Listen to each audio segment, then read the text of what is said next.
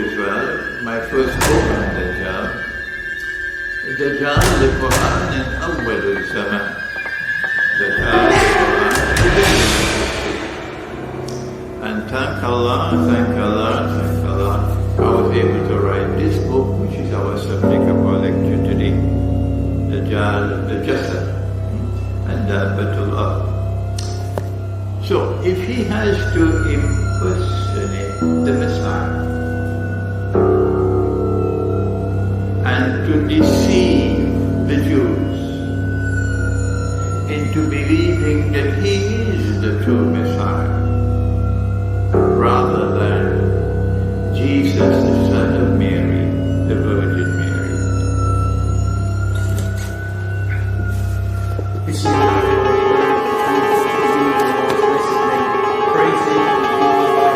As he ought to be praised and glorified. We pray for peace on all his noble. Allah's blessing be upon him both. Then what would he have to do? I cannot in this lecture take you back to the crucifixion. We don't have the time to do that. It's just sufficient that they rejected him as the Messiah. Jesus, the Son of Mary, they rejected him. And when they saw him crucified, Allah made it appear to them like that. They believed that he could not have been the Messiah, he is dead. And so they're still waiting for the Messiah. This is crucial information for you to be able to understand this subject. My students know the subject very well. For those who are new and green, you've got to think. Be careful. You've got to first clean the mind. He wants to impersonate the Messiah and deceive them into believing that he is indeed the true Messiah, because they have rejected the true Messiah, Jesus, the Son of Mary. Now then, our Prophet said, Allah's blessing be upon him, about the true Messiah, that he would rule the world with justice. Hakamun adlun wa imamun muqsitun. A ruler who will be just. Ruling what? Portsmouth? No. Ruling the world in the sense as having no rival to him. None who can threaten his rule over the world. And this is precisely the kind of rule that Solomon had. Nabi Sulaiman alayhi salam. It is in this sense of the word that Solomon ruled the world. Because there was no one on the earth who could rival his rule or threaten his rules. All had to submit to him. Today this is called Pax Suleimani. When you are a ruling state in the world, and none can defy you, none can threaten you, none can rival you, then you are Pax Britannica or Pax Americana. So this is what the Messiah will do. He will eventually rule the world. And he's coming back. This is not the topic for tonight. If the Messiah is to rule the world, he will have to do so from Jerusalem. He will have to establish a holy state of Israel in Jerusalem. That holy state of Israel must become a ruling state in the world.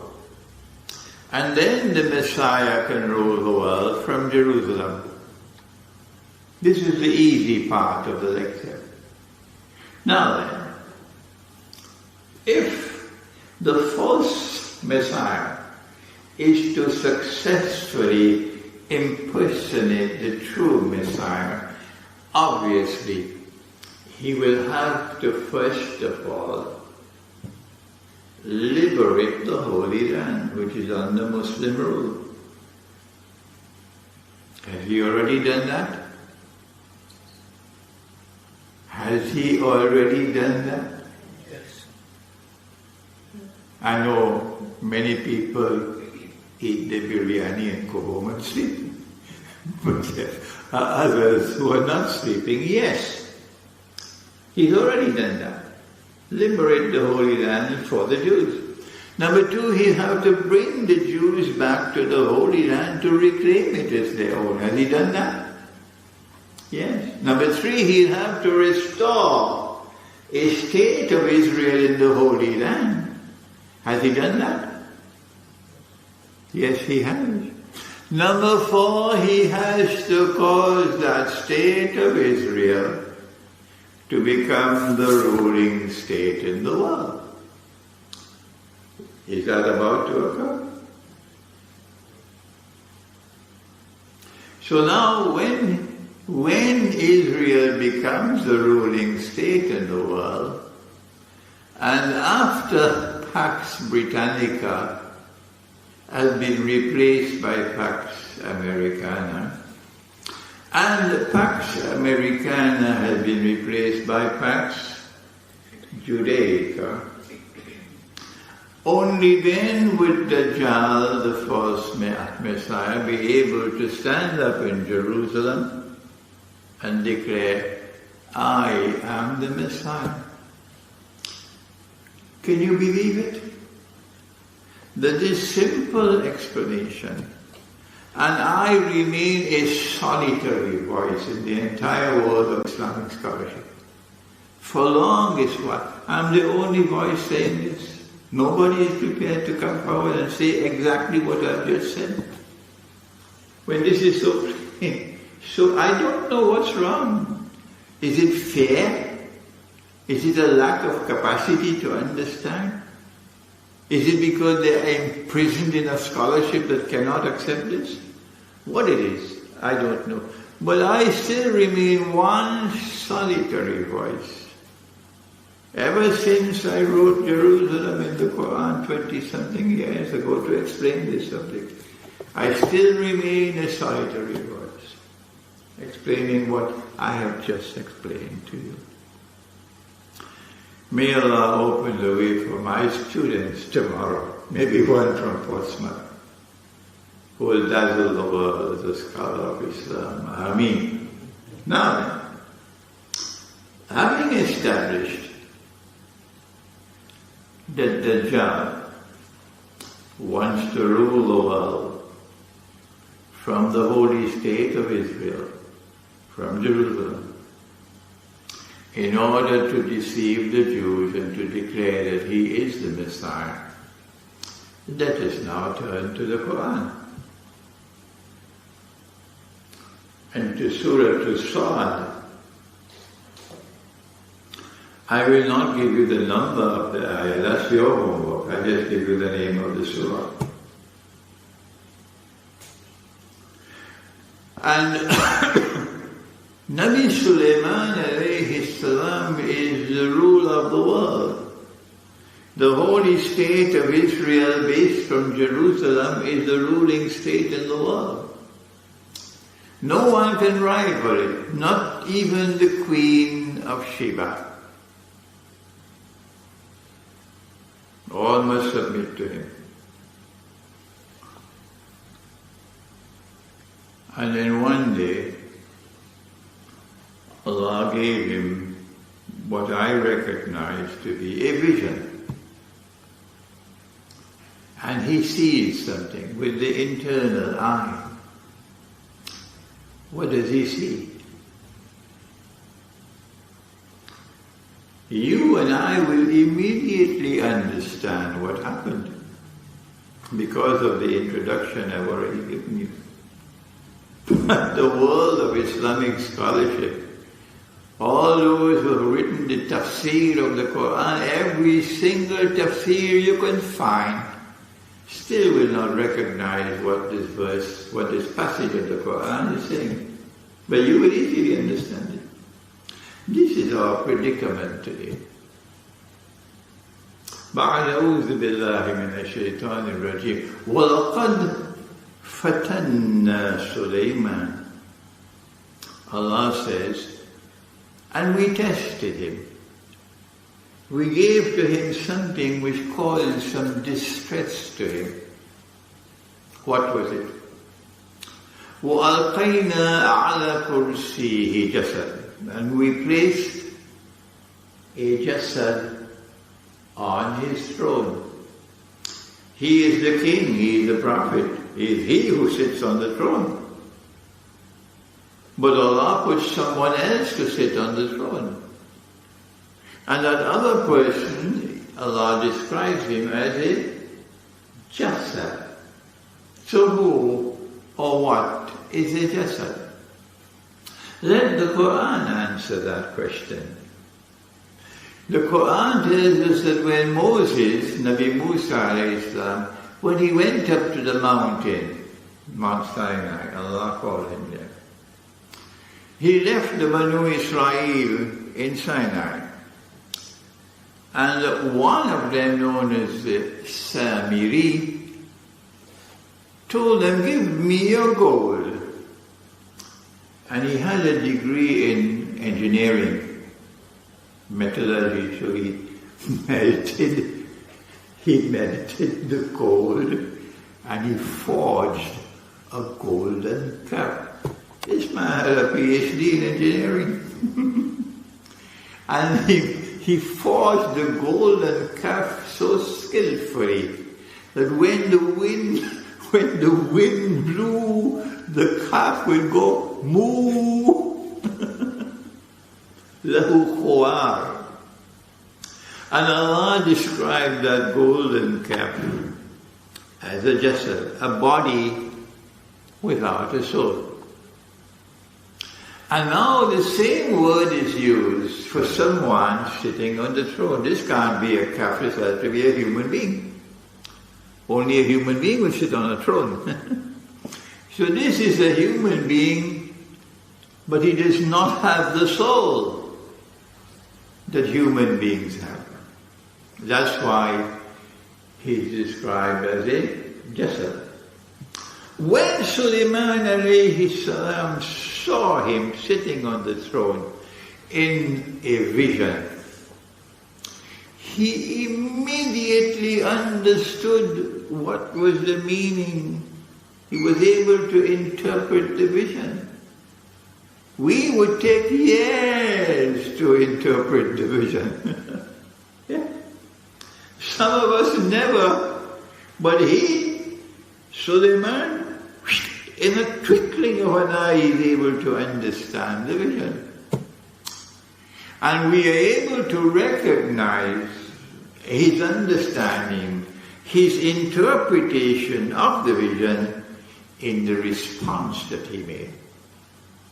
This is proper methodology for study. What was his response? He turned towards Allah for ana. And then he said to Allah, Qala Rabbik firli. He wants to ask something from Allah. And his method is, if he wants to ask for something, he first asks for forgiveness. Setting an example for us. When we want to ask for something, first ask for forgiveness for sin that we have committed. All of us have committed sins. So, Qala Rabbik firli. He said, Oh Allah, kindly forgive me. He's not speaking about any particular sin that he committed. No. He's speaking generally to forgive me my sins. وَهَبْ لِي مُلْكًا لَا يَنْبَغِي لِأَحَدٍ مِّن بَعْدِي. And grant that none can inherit my kingdom after me. You notice how slowly I'm speaking?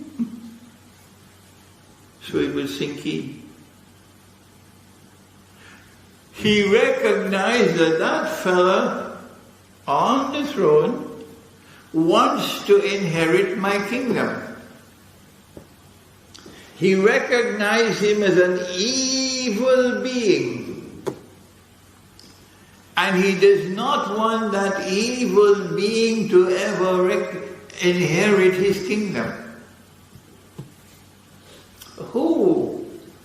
could that evil being be who wants to inherit his kingdom, and he is so opposed to it that he begs Allah that none should ever inherit my kingdom. Meaning, when I die, I want my kingdom to be finished, so none can inherit it. You and I would easily recognize that Dajjal is Dajjal.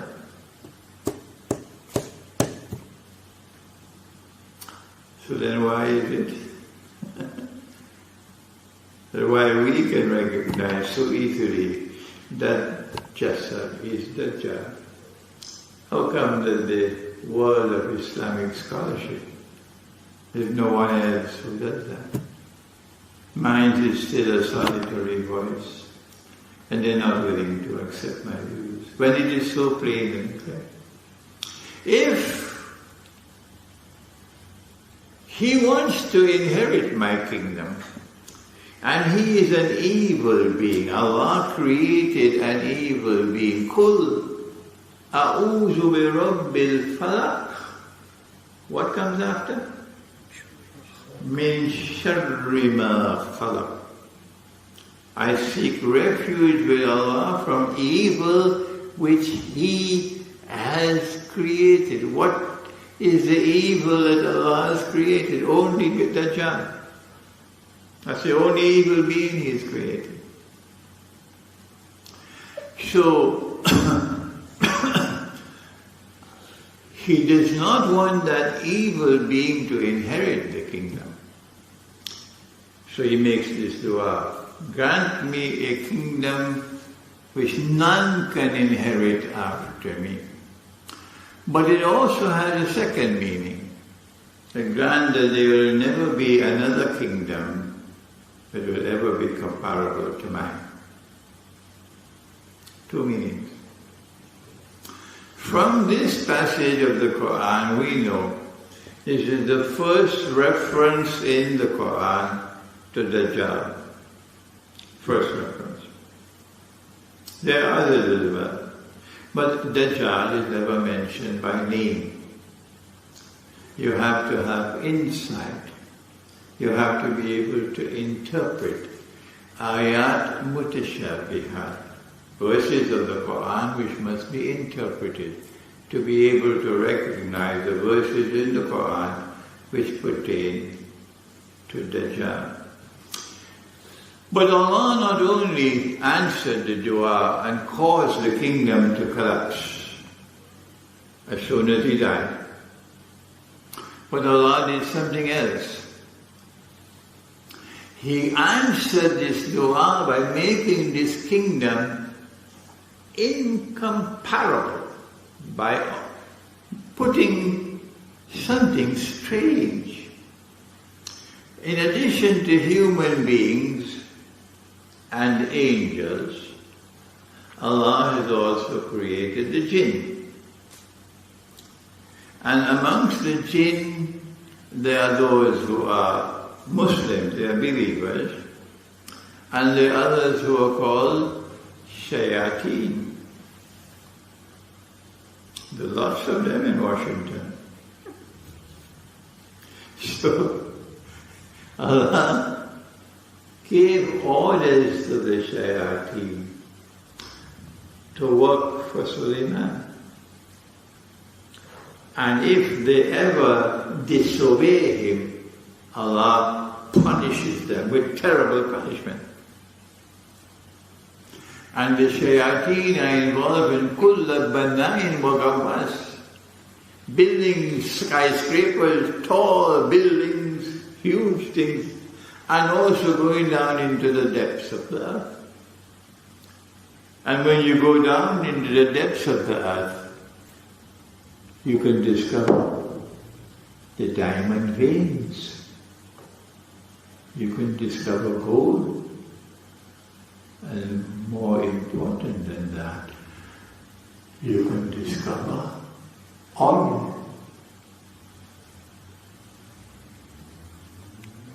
Are you putting on your thinking caps now? These shayateen, Allah says, up up and down. Up and down. So you're going to see in the future whoever has control over the shayateen will be able to do wondrous things up above and below. Okay? And some of the shayateen are also in chains. And they're working for Sulaiman. Now we leave Surah As-Sad and the vision and the divine response, and we go to Surah As-Sabah. And it's time for Solomon to die. And once he dies, this dua is going to come into effect. And in Surah As-Sabah, Allah says, وَلَمَّا قَضَى سُلَيْمَانَ الْمَوْتِ. When that time came for Solomon to die,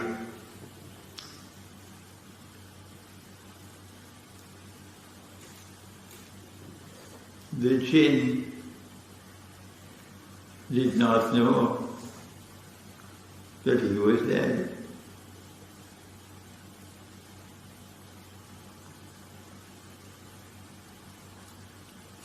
And they saw someone sitting on his throne.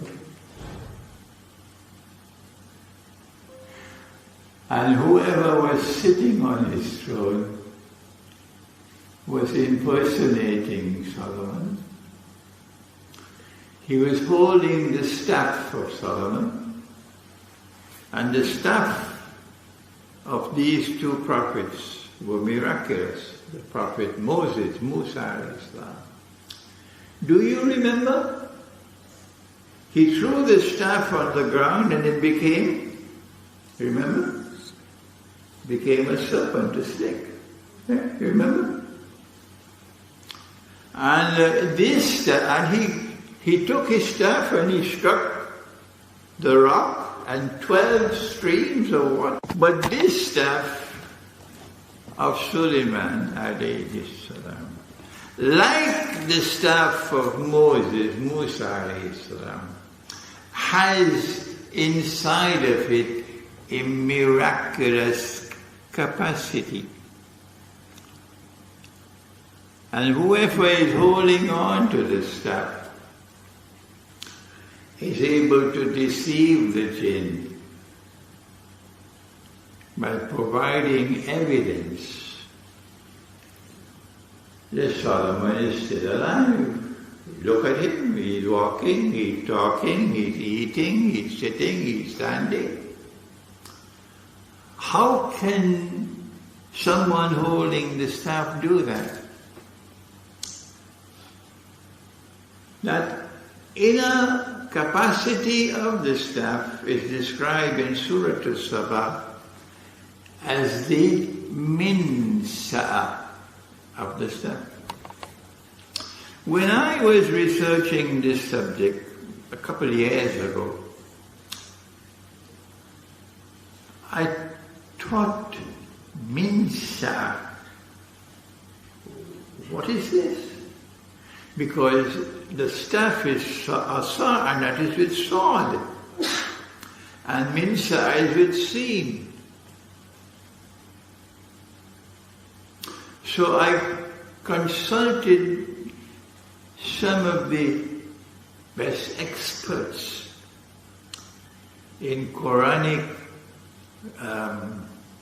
semantics and the Quran of the Quran, the Arabic of the Quran, people who had done their PhDs.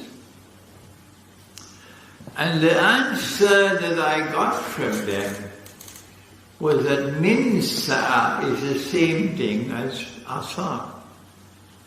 That minsa is just the staff. And these are the best experts in the Arabic language, in the Arabic of the Quran. But I was not happy with that. And so I forged ahead all on my own. And I eventually was led by Allah to understand that no, minsar is not the staff. Minsar is the property of the staff, the capacity of the staff.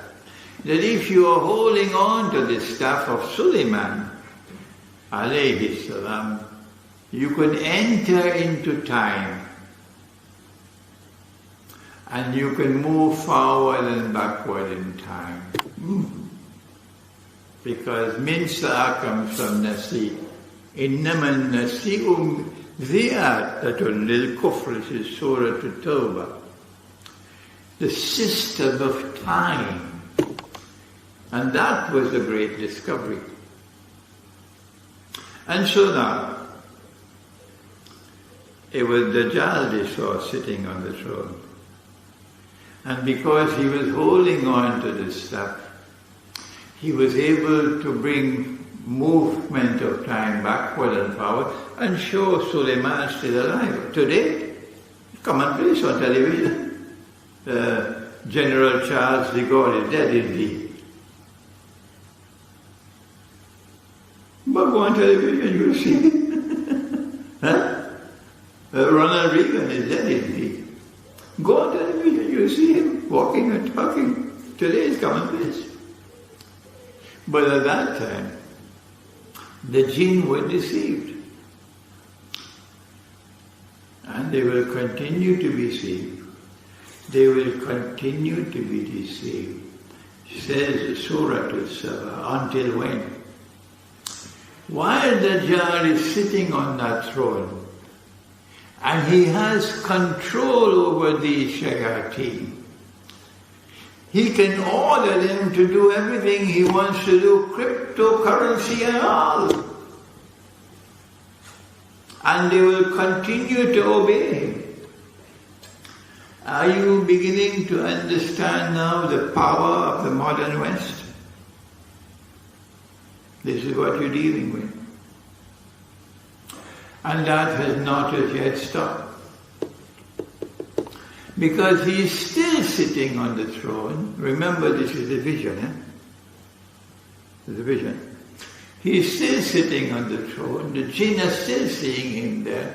He's still giving them orders. And they are under an obligation to obey. And if they disobey, Allah will punish them.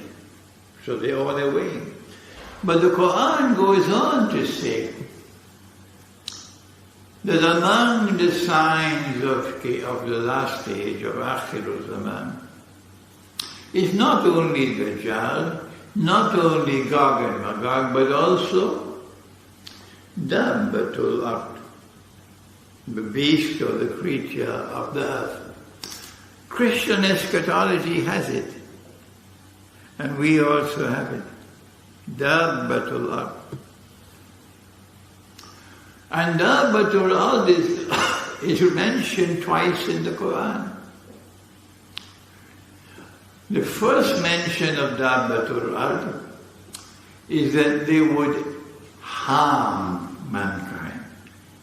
They would cause injury to mankind. Taklimu.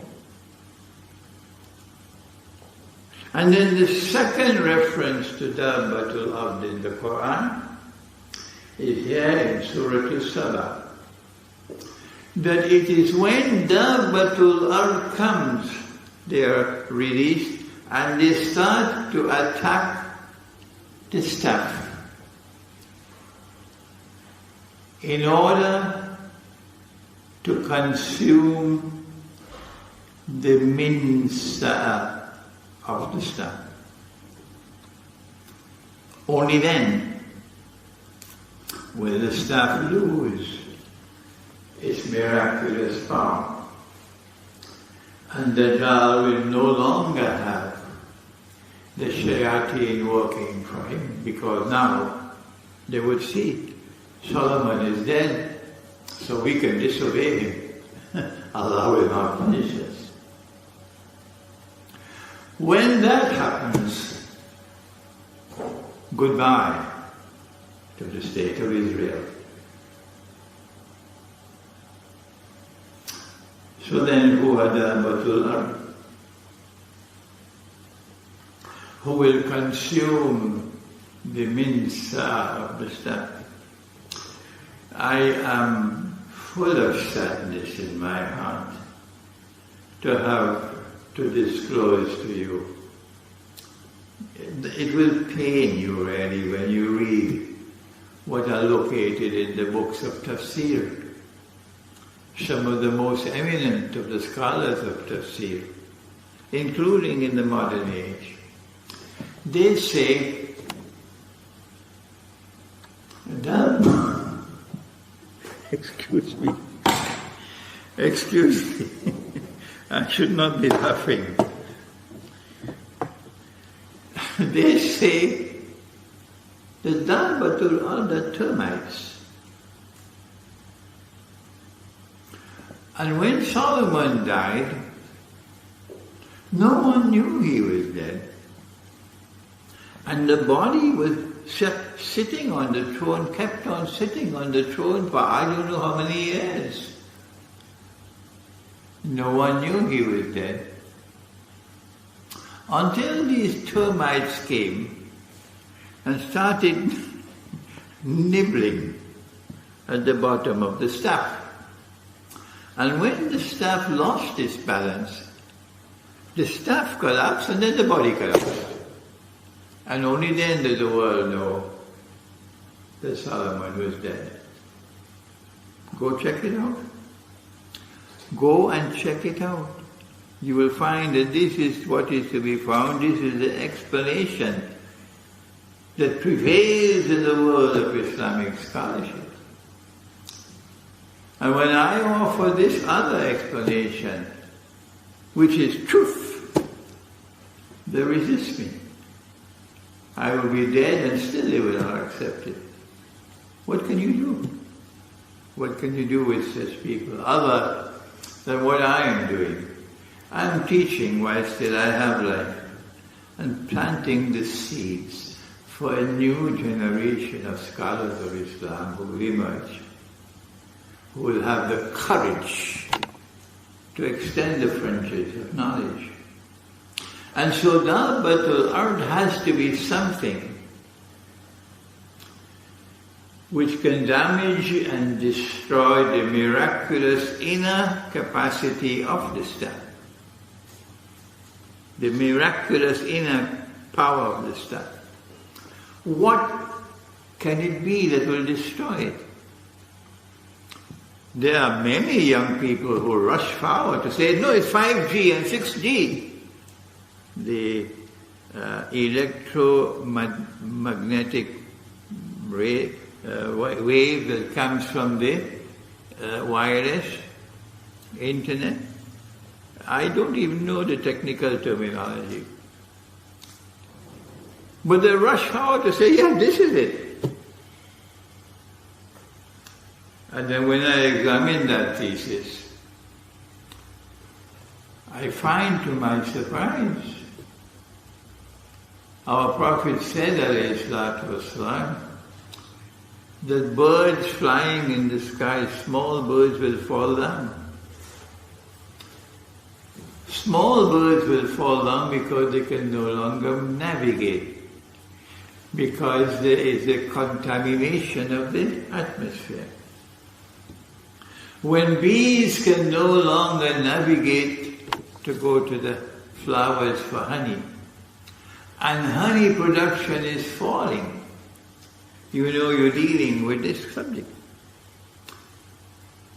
But something else. That the most important capacity that a human being has is his capacity to think. Is there anyone who will differ with that?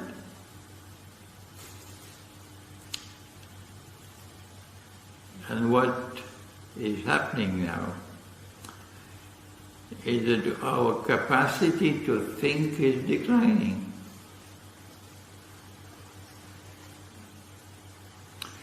One of the most important components of the process of thinking is memory. And if you look at the children today, A child at the age of 8 and 9 and 10 and 11 has the most powerful memory. That child can memorize the whole Quran at that age. You try to do the memorization of the Quran at age 40, see what's going to happen. But if you try to memorize the Quran at 7 and 8 and 9 and 10 and 11, you can do it. Because the memory of the child is so powerful. Guess what's happening in the world today for people who think? I'm not talking about those who eat the biryani and go home and sleep. I'm talking about people who think. The answer is children growing up in the cities are now suffering a decline in their memory. And so tomorrow you will never have any hafiz of the Quran from a child growing in the city. The hafiz of the Quran will be a child growing up in the village. So there is evidence to support the view of those who rush to say, check, it's 5G and 6G. I say, yes, you are correct.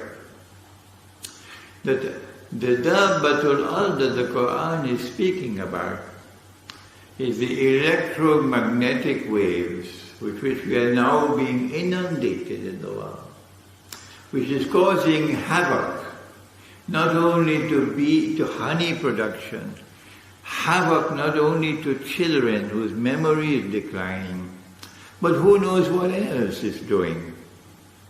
And this is also destroying the minsa of the stem. I have taken you on an interesting journey today. I'm not boasting, because when you boast, Allah takes away your knowledge.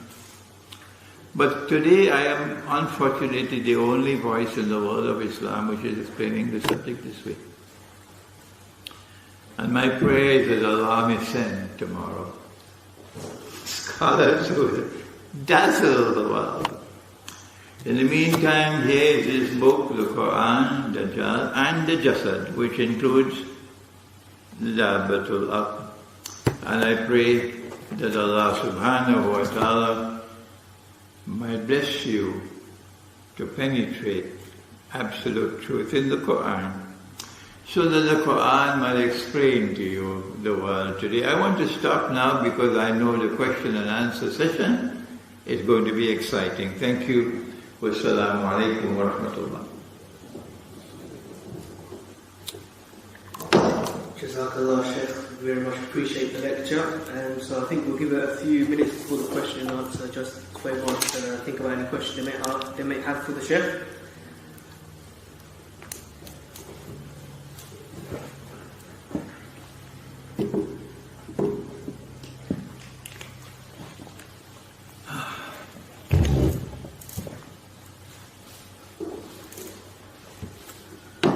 Okay, so I think for the question and answer, if anyone has a question for the Sheikh, you just raise your hand and then you can go ahead and ask it. My hearing is declining. So when you ask the question, and he'll have to tell me what's the question. Go ahead.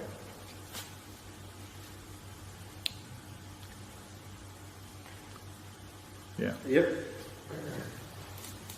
Assalamu alaikum. So, is the modern sort of age of the modern West using shayateen for construction, or a lot of technologies that are out, or tool buildings and things like that? Because since the last 100 and 150 years,